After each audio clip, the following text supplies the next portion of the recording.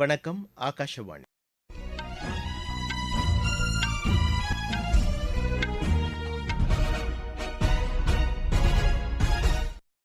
செய்திகள் வாசிப்பவர் முகமது.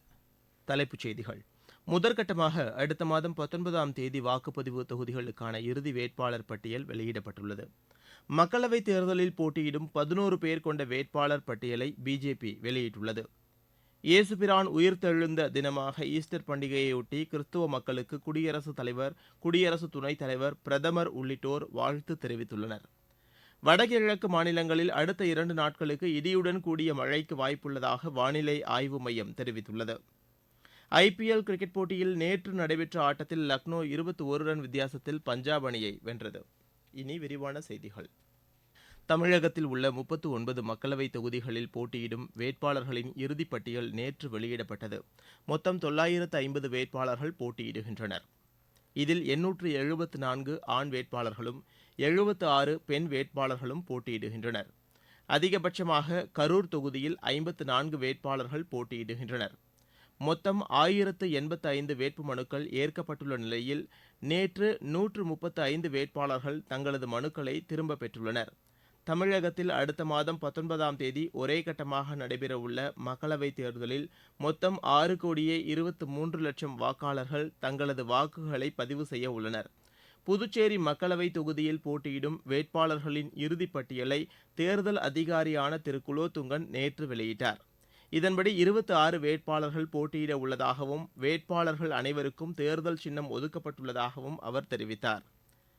விளவங்கோடு சட்டப்பேரவை இடைத்தேர்தலில் போட்டியிடும் 10 வேட்பாளர்கள் கொண்ட இறுதிப் பட்டியலும் நேற்று வெளியிடப்பட்டது. தமிழகத்தில் உள்ள 39 தொகுதிகளிலும் தேர்தல் நடத்தை விதிமுறைகள் கடைபிடிக்கப்படுவதை தேர்தல் ஆணையம் உன்னிப்பாக கவனித்து வருகிறது. இதற்கென தேர்தல் பார்வையாளர்களை நியமித்து கண்காணிப்பு பணிகளை தேர்தல் ஆணையம் தீவிரப்படுத்தியுள்ளது. விஜில் செயலி மற்றும் 1950 என்ற தொலைபேசி எண்ணை பயன்படுத்தி தேர்தல் தொடர்பான புகார்களை தெரிவிக்கலாம் என்று தேர்தல் ஆணையம் தெரிவித்துள்ளது. மகாராஷ்டிராவில் முதற்கட்டமாக 5 தொகுதிகளுக்கு அடுத்த மாதம் 19ஆம் தேதி நடைபெறவுள்ள தேர்தலில் மொத்தம் 97 வேட்பாளர்கள் போட்டியிடுகின்றனர். மும்பையில் நேற்று செய்தியாளர்களிடம் பேசிய அம்மாநில தலைமை தேர்தல் அதிகாரி திரு எஸ். சொக்கலிங்கம், முதற்கட்ட தேர்தல் நடைபெறவுள்ள இந்த 5 தொகுதிகளில் 95,54,667 வாக்காளர்கள் வாக்களிக்க உள்ளதாக தெரிவித்தார். இதற்கென 10,652 வாக்குச்சாவடிகள் அமைக்கப்பட்டுள்ளதாக அவர் கூறினார். தேர்தல் நடத்தை விதிமுறைகளை அரசியல் கட்சிகள் முறையாக பின்பற்றுகின்றனவா என்பதை கண்காணிக்க 1656 பறக்கும் படை குழுக்களும் 2096 கண்காணிப்பு குழுக்களும் அமைக்கப்பட்டுள்ளதாக அவர் தெரிவித்தார். 2வது கட்டமாக 8 தொகுதிகளுக்கு நடைபெறும் தேர்தலுக்கான வேட்புமனு தாக்கல் தொடங்கியுள்ளதாக திரு சொக்கலிங்கம் கூறினார். ஆந்திராவில் 25 மக்களவைத் தொகுதிகள், அசாமில் 5 மக்களவைத் தொகுதிகள், அருணாச்சல பிரதேசத்தில் 2 மக்களவைத் தொகுதிகள், சத்தீஸ்கர், சண்டிகரில் தலா 1 மக்களவைத் தொகுதிகளுக்கும் நேற்று இறுதி வேட்பாளர் பட்டியல் வெளியிடப்பட்டது. மக்களவைத் தேர்தலில் போட்டியிடும் 11 பேர் கொண்ட மற்றொரு வேட்பாளர் பட்டியலை பிஜேபி வெளியிட்டுள்ளது. இதன்படி திரு பர்த்ஹாரி மஹத்வாத் கட்டக் தொகுதியிலும், அமெரிக்காவுக்கான முன்னாள் இந்திய தூதர் திரு தரன்ஜித் சிங் சந்து அம்ரித்சர் தொகுதியிலும், திரு ஹன்ஸ்ராஜ் ஹன்ஸ் ஃபரிட்கோட் தொகுதியிலும், திருமதி பிரணீத் கவுர் பாட்டியாலா தொகுதியிலும், திரு ரவ்னித் சிங் பிட்டு லூதியானா தொகுதியிலும், திரு சுஷில்குமார் ரிங்கு ஜலந்தர் தொகுதியிலும் போட்டியிட உள்ளதாக அதில் தெரிவிக்கப்பட்டுள்ளது. மக்களவைத் தொகுதியில் வெற்றி பெறுவதை மட்டுமே இலக்காக கொண்டு அனைவரும் ஒன்றிணைந்து களப்பணியாற்ற வேண்டும் என்று கூட்டணி கட்சி நிர்வாகிகளை மத்திய இணையமைச்சரும் வேட்பாளருமான திரு எல். முருகன் கேட்டுக் கொண்டுள்ளார்.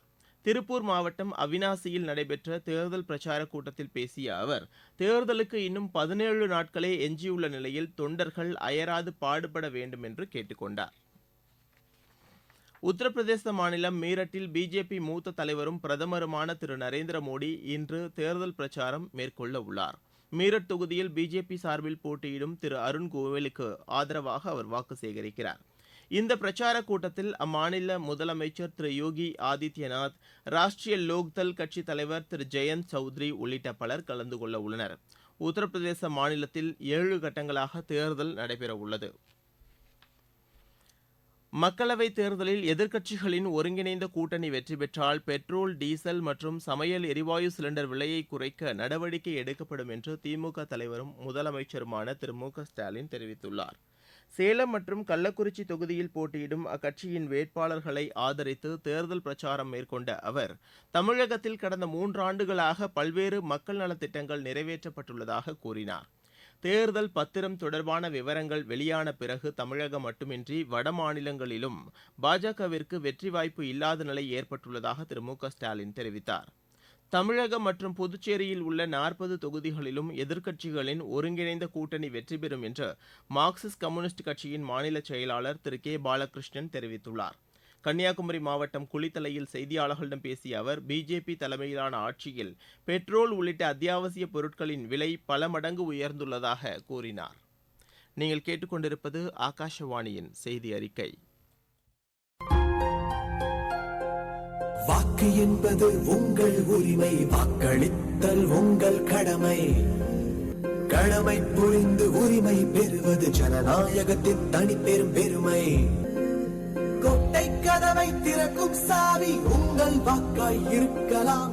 நீங்கள் அளிக்கும் ஒற்றை வாக்கில் தேசிய கொடியே சிறக்கலாம். இதயம் சொல்வதை கேளுங்கள், எல்லாரும் வாக்களியுங்கள். உங்கள் வாக்கு நித்திய வாக்கு, உங்கள் வாக்கு சத்திய வாக்கு. உங்கள் வாக்கு நித்திய வாக்கு, உங்கள் வாக்கு சத்திய வாக்கு.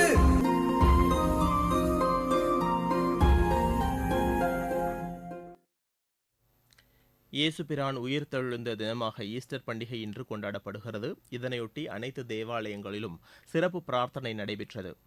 ஈஸ்டர் பண்டிகையையொட்டி குடியரசுத் தலைவர், குடியரசு துணைத் தலைவர், பிரதமர் உள்ளிட்ட தலைவர்கள் கிறிஸ்துவ மக்களுக்கு வாழ்த்து தெரிவித்துள்ளனர். குடியரசுத் தலைவர் திருமதி திரௌபதி முர்மு வெளியிட்டுள்ள வாழ்த்துச் செய்தியில் அன்பு மற்றும் இரக்கத்தின் அடையாளமாக இந்த பண்டிகை திகழ்வதாக குறிப்பிட்டுள்ளார். இயேசு கிறிஸ்துவின் போதனைகள் அமைதி மற்றும் நல்லிணக்கத்தை வலியுறுத்துவதாக அவர் தெரிவித்துள்ளார். குடியரசு துணைத் தலைவர் திரு ஜெகதீப் தங்கர் வெளியிட்டுள்ள வாழ்த்துச் செய்தியில் இந்த பண்டிகை அனைவரது வாழ்விலும் அமைதி மற்றும் நல்லிணக்கத்தை கொண்டு வரட்டும் என்றும் மனித குலத்திற்கு சேவை செய்வதில் நம்மை ஊக்குவிக்கட்டும் என்றும் தெரிவித்துள்ளார். சமுதாயத்தில் நல்லிணக்கத்தை ஆழமாக உணர்த்தும் வகையில் ஈஸ்டர் பண்டிகை அமைந்துள்ளது என்று பிரதமர் திரு நரேந்திர மோடி குறிப்பிட்டுள்ளார். அவர் வெளியிட்டுள்ள சமூக வலைதள பதிவில் ஏழை மக்களுக்கு சேவை செய்யும் மனப்பான்மையை இந்த பண்டிகை உணர்த்துவதாகவும் தெரிவித்துள்ளார். வடகிழக்கு மாநிலங்களில் அடுத்த 2 நாட்களுக்கு இடியுடன் கூடிய மழைக்கு வாய்ப்புள்ளதாக வானிலை ஆய்வு மையம் தெரிவித்துள்ளது. அருணாச்சல பிரதேசம், அசாம், மேகாலயா, நாகாலாந்து, மணிப்பூர், மிசோரம், திரிபுரா உள்ளிட்ட மாநிலங்களில் பனிப்பொழிவு ஏற்பட வாய்ப்புள்ளதாக அந்த மையம் கூறியுள்ளது. ஒடிசா, மேற்குவங்கம், ஜார்க்கண்ட், கிழக்கு மத்திய பிரதேசம், மகாராஷ்டிரா மற்றும் சத்தீஸ்கர் மாநிலங்களில் இடியுடன் கூடிய கனமழைக்கு வாய்ப்புள்ளதாக வானிலை ஆய்வு மையம் தெரிவித்துள்ளது. தேர்தலில் மக்கள் எவ்வித அச்சமுமின்றி வாக்களிப்பதை உறுதி செய்யும் வகையில் கந்தர்பால், பாரமுல்லா, புல்வாமா, குல்காம், சோப்பூர், பந்திபோரா, சோஃபியான் உள்ளிட்ட காஷ்மீர் பள்ளத்தாக்கு பகுதியில் உள்ள பல்வேறு மாவட்டங்களில் மத்திய ஆயுத காவல் படையினர் கொடி அணிவகுப்பு நடத்தினர். வாக்காளர்களுக்கு நம்பிக்கையை ஏற்படுத்தும் வகையில் மேற்கொள்ளப்பட்டுள்ள பாதுகாப்பு மற்றும் வாக்களிப்பதற்கான சூழல் குறித்த விழிப்புணர்வை ஏற்படுத்தும் நோக்கில் இந்த கொடி அணிவகுப்பு நடத்தப்பட்டது. ஐபிஎல் கிரிக்கெட் போட்டியில் நேற்று நடைபெற்ற ஆட்டத்தில் லக்னோ 21 ரன் வித்தியாசத்தில் பஞ்சாப் அணியை வென்றது. லக்னோவில் நடைபெற்ற இப்போட்டியில் டாஸ் வென்று முதலில் ஆடிய லக்னோ அணி நிர்ணயிக்கப்பட்ட 20 ஓவரில் 8 விக்கெட் இழப்புக்கு 199 ரன் எடுத்தது.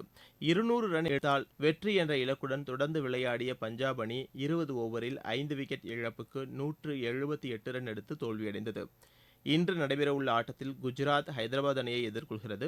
அகமதாபாத்தில் நடைபெறவுள்ள இப்போட்டி பிற்பகல் மணி 3:30க்கு தொடங்குகிறது. மற்றொரு போட்டியில் தில்லி சென்னை அணியை எதிர்கொள்கிறது. விசாகப்பட்டினத்தில் நடைபெறவுள்ள இப்போட்டி இரவு மணி 7:30க்கு தொடங்குகிறது. மீண்டும் தலைப்புச் செய்திகள். முதற்கட்டமாக அடுத்த மாதம் 19ஆம் தேதி வாக்குப்பதிவு நடைபெறவுள்ள தொகுதிகளுக்கான இறுதி வேட்பாளர் பட்டியல் வெளியிடப்பட்டுள்ளது. மக்களவைத் தேர்தலில் போட்டியிடும் 11 பேர் கொண்ட மற்றொரு வேட்பாளர் பட்டியலை பிஜேபி வெளியிட்டுள்ளது.